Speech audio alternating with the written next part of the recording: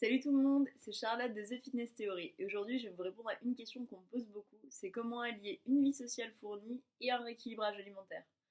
Donc je reçois plein de mails de gens qui me disent oh là là j'arrive pas, est-ce que je dois dire non à toutes les invitations, est-ce que je dois dire non à tout, est-ce que je dois rester tout seul si je suis en plein régime ou rééquilibrage alimentaire, donc en perte de poids.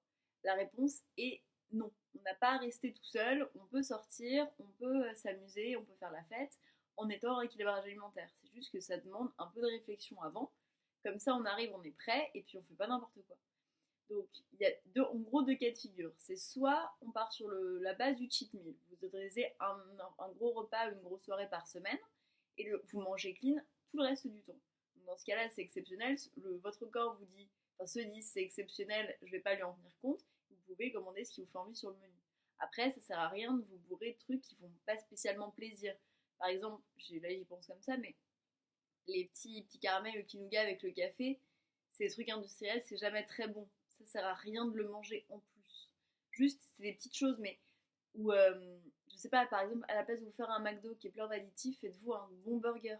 Comme ça, en plus, vous avez moins faim parce que c'est beaucoup plus rassasiant de se faire une viande avec beaucoup de viande qu'avec beaucoup de graisse dedans. Ou, par exemple, dans mon cas, je sors, je suis obligée de beaucoup aller manger dehors ou boire des coups dehors parce que c'est mon travail.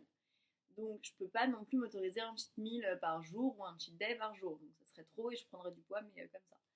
Donc, comment on fait? On choisit les options les plus saines. Donc, quand c'est boire des coups, on peut prendre des softs, on peut prendre du vin ou du champagne parce que c'est moins calorique. Ou quand c'est manger, c'est choisir l'option la plus saine, faire super attention aux portions de féculents notamment, parce que généralement, vu que ça coûte moins cher dans les assiettes, il y a beaucoup de féculents. Du coup, on dégage dès le début ce qu'on va pas manger, on en garde à peu près 100 grammes, vous voyez ce que ça fait, 5-6 cuillères à soupe, et puis on mange le reste. On se tourne par exemple vers du poisson plutôt que vers, je sais pas, vers un burger. Le burger, on peut enlever le pain du dessus. Il y a plein de petites astuces qui font qu'on n'est pas obligé de se bourrer de calories quand on est avec des gens. Et puis aussi, vous pouvez dire non ou aiguiller sur le choix que vous voulez faire. Par exemple, si quelqu'un vous ramène systématiquement la nourriture, et on a toujours un collègue comme ça, ok, enfin, quelqu'un qui pense que ça nous fait forcément plaisir. Il faut juste apprendre à dire non. C'est pas parce que vous dites non et que vous voulez vous sentir mieux dans votre corps que ça va forcément vexer les gens. Il faut en discuter avec eux, expliquer pourquoi. Et puis après, si vous dites non, je veux pas d'un donut tous les matins, c'est très gentil, mais je fais un petit peu attention, la prochaine fois, ils vont y penser.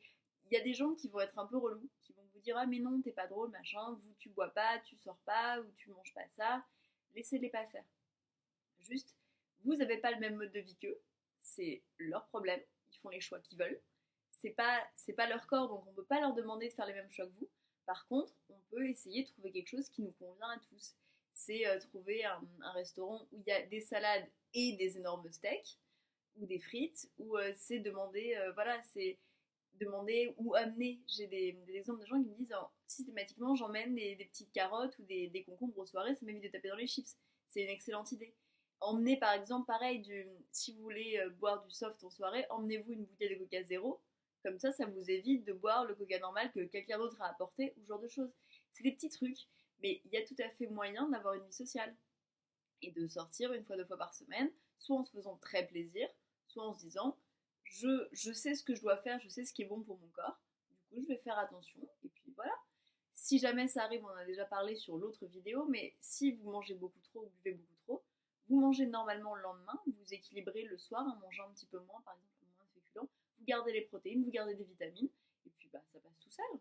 Donc oui, on peut avoir une vie sociale, être en rééquilibrage alimentaire, oui, on peut avoir une vie sociale et perdre du poids, et puis expliquez, parlez-en à vos proches, à vos familles, à vos amis, avec les gens avec qui vous sortez, et puis tout ira bien, promis. Et puis vous perdrez du poids en vous amusant, parce que finalement la vie c'est pas que perdre du poids, je vous le dis à chaque fois, mais c'est pas, il y a plein de choses aussi, sortir et s'amuser, ça fait partie d'un mode de vie sain, parce que être sain dans sa tête, c'est aussi bien qu'être sain dans son corps. Donc voilà, retrouvez toutes mes vidéos sur la chaîne YouTube de Charlotte de The Fitness Theory, sur le site thefitnesstheory.fr, sur Instagram The Fitness Theory, sur Facebook maintenant aussi. Et puis en attendant, prenez soin de vous et à la prochaine.